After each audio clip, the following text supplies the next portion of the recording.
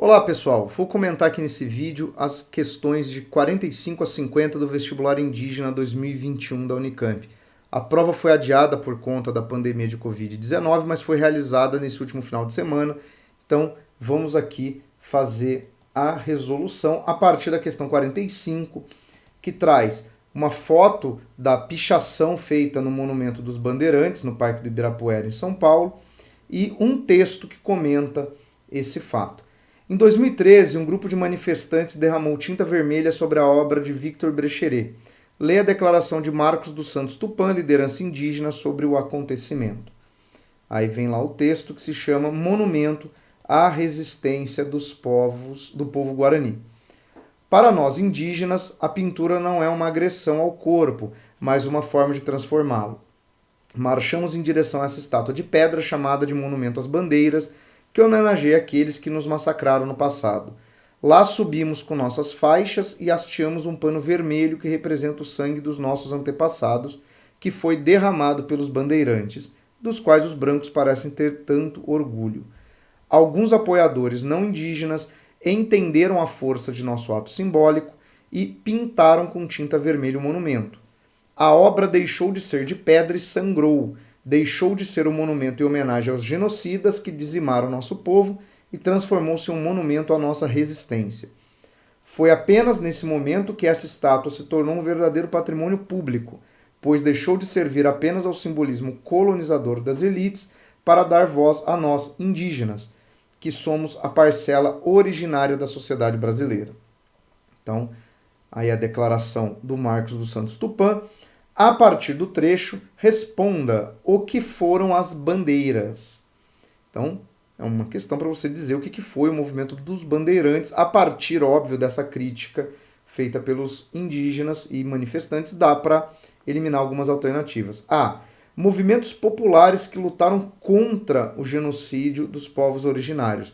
Não pode ser, até porque o texto faz várias menções à matança promovida pelos bandeirantes, né, a genocídio indígena promovido pela ação dos bandeirantes. B. Planos de ocupação do litoral, plano de ocupação territorial da região sudeste no período colonial. Bom, as bandeiras de fato estão associadas à expansão do território nacional, à ocupação de áreas do interior. Então, pode ser o item B, mas precisamos olhar as outras alternativas para descartá-las. C. Grupo de artistas que inventou uma versão para a história de São Paulo. Não, os bandeirantes não são artistas, a obra de arte ali, embora seja uma obra de arte com uma conotação histórica, ela faz uma referência aos bandeirantes, mas não são os artistas que são os bandeirantes. E a D. Ações armadas que deram origem à ocupação da costa litorânea brasileira. Pessoal, não pode ser a D, porque o bandeirantismo não está associado à ocupação do litoral, está associado à ocupação do interior. Então, nessa primeira questão é o item B. Então, a alternativa aqui da questão 45, alternativa B, plano de ocupação territorial da região sudeste durante o período colonial. E aí, vamos lá, questão 46. Cerca de 61% das pessoas que compõem a força de trabalho no mundo atuam de maneira informal. É o que aponta o relatório divulgado nesta quarta-feira, dia 13, pela Organização Internacional do Trabalho, OIT, com dados de 2018. Ao final do ano passado, o Brasil tinha 33 milhões de pessoas trabalhando com carteira assinada, sem considerar os empregados domésticos. Outras 11.500 milhões 11,5 milhões estavam atuando sem carteira e outros 23,8 milhões por conta própria. A reportagem associa o trabalho formal a ter carteira assinada, ou seja, ter o trabalho registrado na carteira de trabalho. Historicamente, essa condição tem início com. Então, quando que a gente começa a ter essa questão da carteira de trabalho, né, de registro do que é o trabalho formal, fazendo a distinção com as formas informais de trabalho, que são as que não têm registro. Chegada dos imigrantes ao Brasil no século XIX, pois exigiam direitos que já haviam conquistado na Europa. Não, de modo geral, os imigrantes que vêm para o Brasil vêm para trabalhar, inclusive em condições onde eles não têm nem garantia regular de pagamento, né? Plano de metas de Juscelino Kubitschek, década de 60, como forma de modernização do país. Não, porque o plano de metas do JK é posterior à introdução da legislação trabalhista no Brasil. C. Constituição de 88, que garantiu direitos como trabalho para os cidadãos brasileiros. Também não, embora a Constituição de 88 traga no seu texto vários direitos trabalhistas, né, garanta direitos previdenciários, então só podia ser o item D, políticas de proteção ao trabalhador da década de 30, resultado de lutas sociais. Por quê? A lei que cria a carteira de trabalho, que regra, né, o primeiro regramento de trabalho no Brasil, é feito na era Vargas, na década de 30. Óbvio que reflexo de várias lutas por direitos de trabalhadores, não só no Brasil, mas no resto do mundo. Então, aqui na 46, alternativa D. Questão 47 vai falar de teorias raciais, né?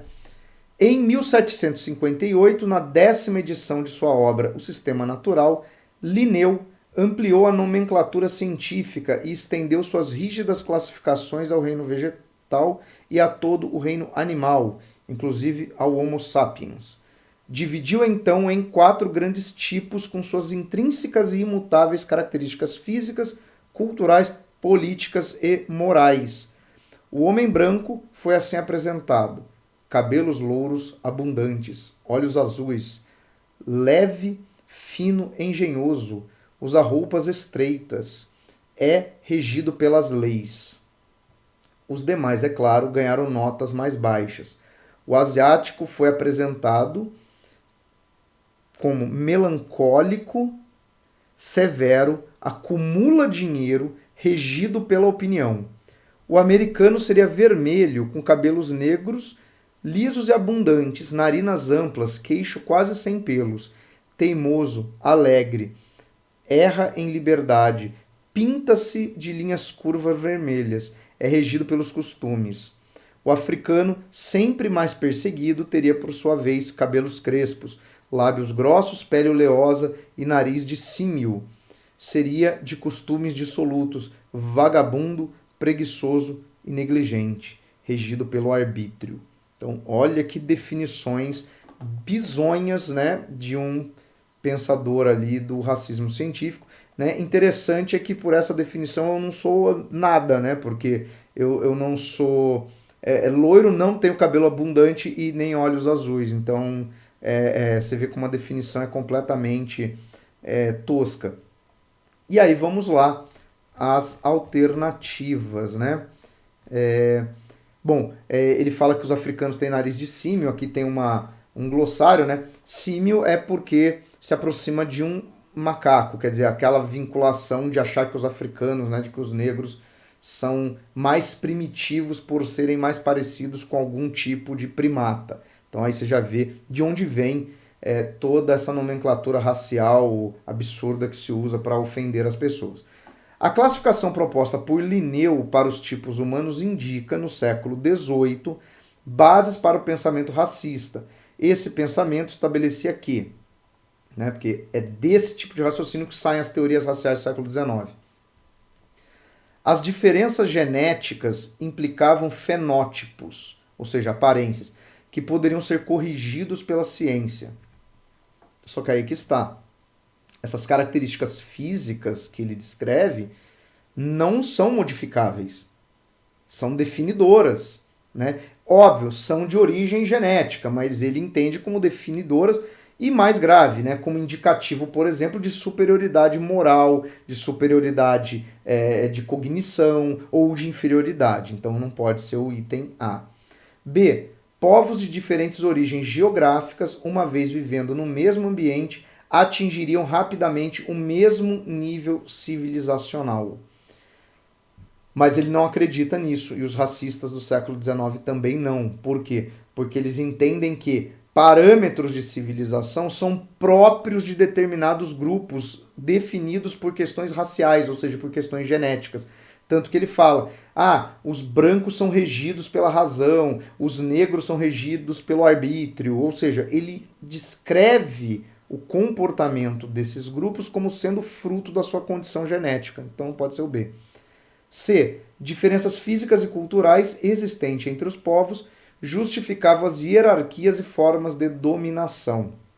Aí sim, porque vai ser aquele argumento de superioridade do homem branco sobre outros grupos, o que justificaria formas de domínio dos brancos sobre esses outros grupos. Seja para dominá-los mesmo no sentido escravista da palavra, ou até num sentido de tutela, como se o homem branco pudesse guiar esses povos para a civilização. Então, aqui é o item C. Mas só para falar do item D, traços físicos dos povos não brancos não estavam relacionados aos seus costumes. Só que na descrição que ele faz, ele relaciona traços físicos com comportamentos. Então, não pode ser o item D. Questão 48 era uma questão que tratava aqui de um vestígio arqueológico. Então, está lá, ó. Em San José del Guaviare, 400 quilômetros ao sul de Bogotá, esconde-se um dos maiores e mais antigos tesouros do país. Cerca de 7.000 pinturas rupestres datadas de mais de 10.000 anos decoram rochas da região de Serrania de La Lindosa, um dos 8 sítios arqueológicos que atravessam a Amazônia colombiana. Bom, aí você tem uma fotografia, né? Dá aqui para ver, muito parecido com os da Serra da Capivara, né? Figuras humanas, dá para ver figuras, né, de animais e figuras geométricas, ali padrões geométricos, então, né, uma composição ali de várias representações.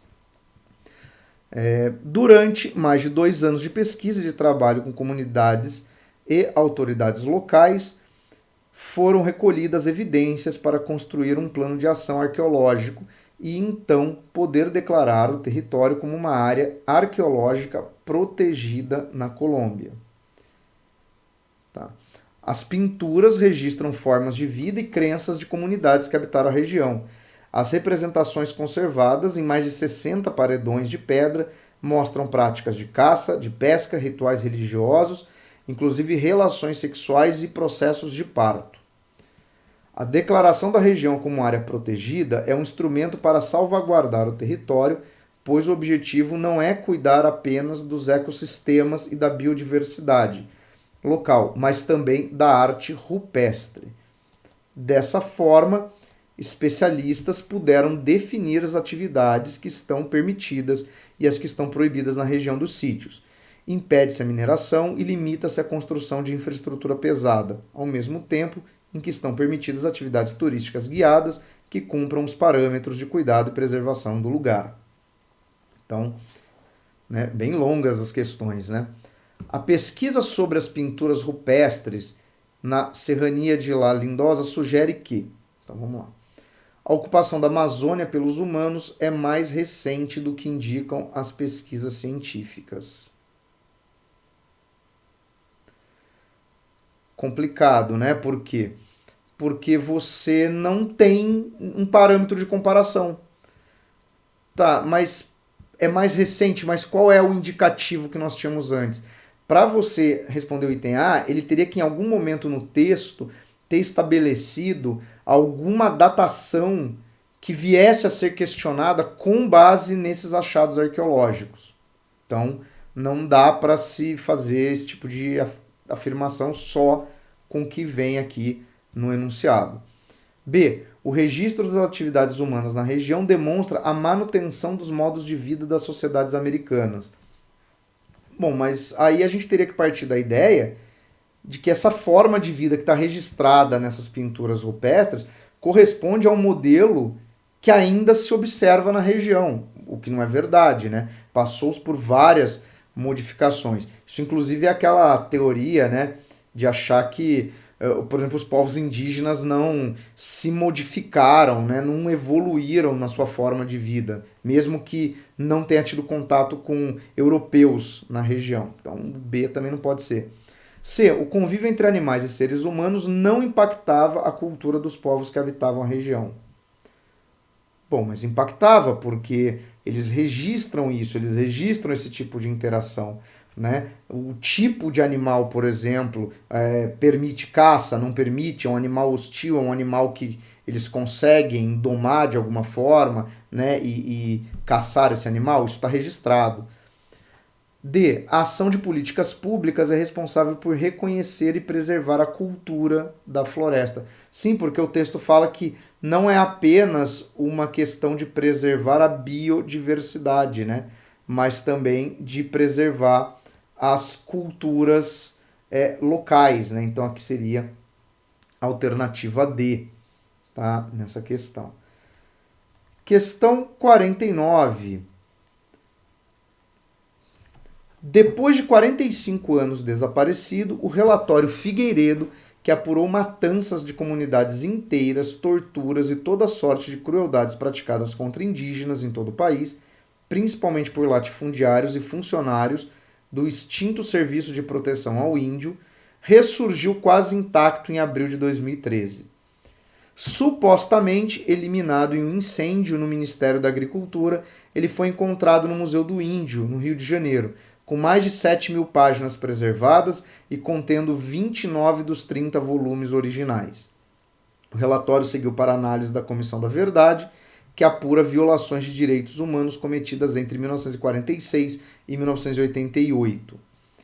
Entre denúncias de caçadas humanas promovidas com metralhadoras e dinamites atiradas de aviões, inoculações propositais de varíola em povoados isolados e doação de açúcar misturado com veneno estricnina, o texto foi redigido pelo então procurador Jader de Figueiredo Correia, resultado de uma expedição que, em 1967, percorreu mais de 16.000 quilômetros, entrevistou dezenas de agentes do SPI e visitou mais de 130 postos indígenas.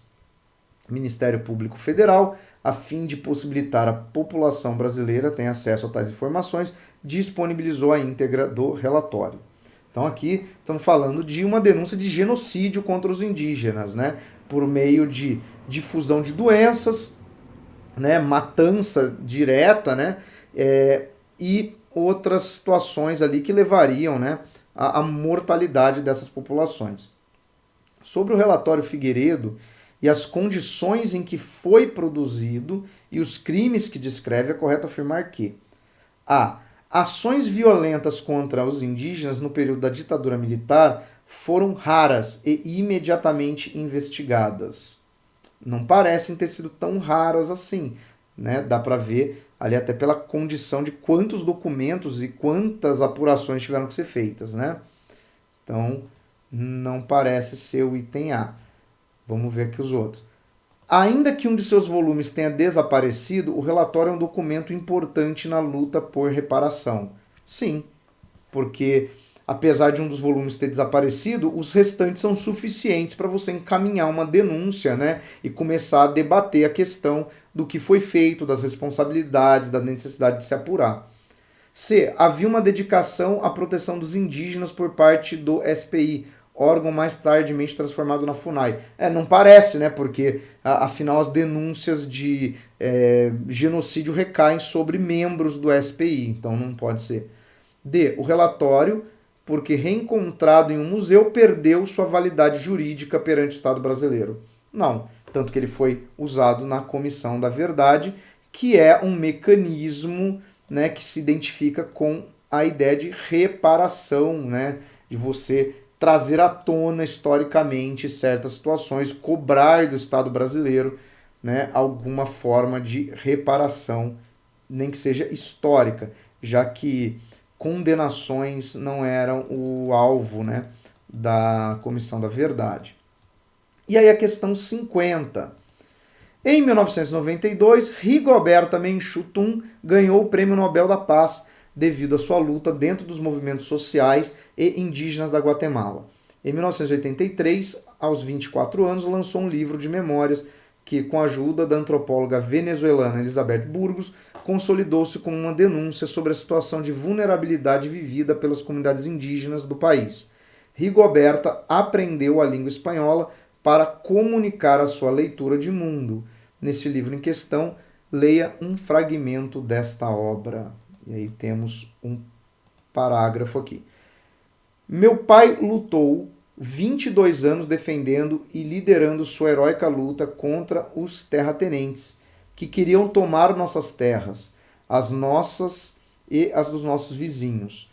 Quando nossa pequena terra começou a dar colheita, depois de muitos anos, e quando o povoado já tinha grandes cultivos, apareceram os terratenentes. Vivíamos em uma aldeia pequena, nela cultivávamos milho, feijão, batata, todo tipo de legumes. Então vieram os Garcia, os terratenentes, e começaram a medir a terra de nossa aldeia. Meu pai protestava pela forma como os terratenentes se apropriavam das terras. Mandaram meu pai assinar um papel e ele não sabia o que o papel dizia, porque meu pai nunca leu, nunca escreveu. Acontece que o papel dizia que os camponeses confirmavam que tinham que deixar a terra e, como líder da comunidade, assinou aquele papel, então os terratenentes detinham o poder. E aí vem um glossário, né? Terratenente, proprietários de terra, né? É o grileiro, né? Vamos dizer assim, no popular aqui do Brasil, né? Em que o trecho em destaque indica sobre a relação de vida no campo. A ação de grilagem de terras é uma prática ilegal e recorrente. Pode ser. O direito à terra não se baseia na posse oficial de documentos regulatórios. Mas na maioria dos países se entende que sim, né? Você tem que ter um título de propriedade. Na verdade, o que o grileiro faz? Ele frauda um processo de ocupação da terra para conseguir obter o documento legal, né? É esse o grande problema, inclusive esse é o grande absurdo, né, das medidas de vários governos que acabam regularizando terras e dando propriedade indiscriminadamente a latifundiários, a grileiros. Quer dizer, você tem que fazer um processo de regulamentação fundiária, obviamente, mas não para legalizar a ação de grileiro, né? Mas sim para promover reforma agrária ou para promover o reconhecimento daqueles que ocupam a terra já há gerações, por exemplo, né? Caso de indígenas, quilombolas, ou até mesmo de poceiros, mas que se dedicam ali à agricultura de pequena escala, né? Não o latifundiário, o madeireiro, o cara que, né, se adona ali de grande parte de propriedade que era do Estado ou de terras indígenas. C. O analfabetismo em relação às línguas ibéricas desautoriza o acesso à terra. Ele não desautoriza, mas ele aqui é um complicador, né? Porque o fato do pai da escritora não conhecer a língua fez com que ele acabasse assinando o documento e, quer dizer, fazendo o jogo do grileiro pela sua dificuldade de perceber o que estava acontecendo, né? E D, a luta no campo se dá entre camponeses e indígenas. Não necessariamente, porque na maioria dos países da América Latina, o camponês e o indígena acabam sendo quase sempre o mesmo elemento, né? Até por conta da mestiçagem entre povos indígenas, né? O forte elemento indígena na população, né? Então, aqui ele está falando do fenômeno da grilagem, né? No fenômeno de você tomar terras e a denúncia feita a esse tipo de ação, né? Então, pessoal, foram essas aí as questões do vestibular indígena. São questões que têm aquele perfil, né, muito focado na experiência dos povos indígenas, mas também muito atrelado à legislação brasileira, especialmente a questões agrárias. Então, é um vestibular muito interessante para a gente retomar aí esses conceitos, né, pensar nessa questão, por exemplo, da terra, da Constituição brasileira, né, de como é que você trabalha com esses direitos. Belezinha? Então, um abraço e até o próximo.